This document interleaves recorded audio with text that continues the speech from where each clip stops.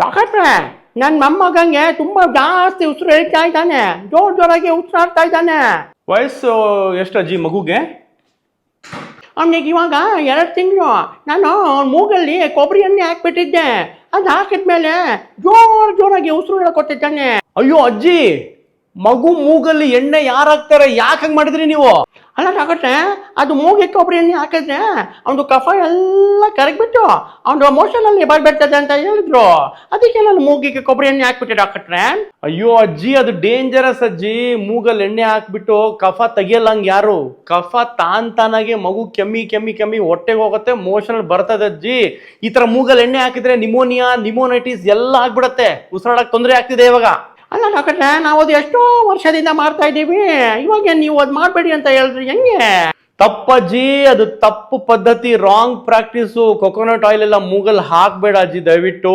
ಅಯ್ಯೋ ಹಂಗ ಹೋಗ್ಲಿ ಬಿಟ್ಟಾಕೆ, ಕೊಬ್ಬರಿ ಎಣ್ಣೆ ಬೇಡ, ನಾನು ಹರಳೆಣ್ಣೆ ಹಾಕೋದಾ ಡಾಕ್ಟ್ರೆ? ಹರಳೆಣ್ಣೆ ಒಂದು ಕೆಲಸ ಮಾಡಿ, ಇದು ಸೀಮೆಣ್ಣೆ ಕೆರೋಸಿನ್ ಹಾಕಿ. ಕೆರೋಸಿನ್ ಚೆನ್ನಾಗಿರುತ್ತೆ, ಎಲ್ಲ ಕ್ಲೀನ್ ಆಗುತ್ತೆ. ಅಯ್ಯೋ, ನಾನು ಸೀಮೆಣ್ಣೆನೂ ಹಾಕಿದ್ದೆ, ಅವನಿಗೆ ಸ್ಮೆಲ್ ಇಷ್ಟ ಆಗಿಲ್ಲ, ಅದಕ್ಕೆ ನಾನು ಈಗ ಚೇಂಜ್ ಮಾಡಿಬಿಟ್ಟು ಕೊಬ್ಬರಿ ಎಣ್ಣೆ ಹಾಕಿದ್ದು. ಅಯ್ಯೋ ಅಜ್ಜಿ, ನಮಸ್ಕಾರ, ಥ್ಯಾಂಕ್ ಯು.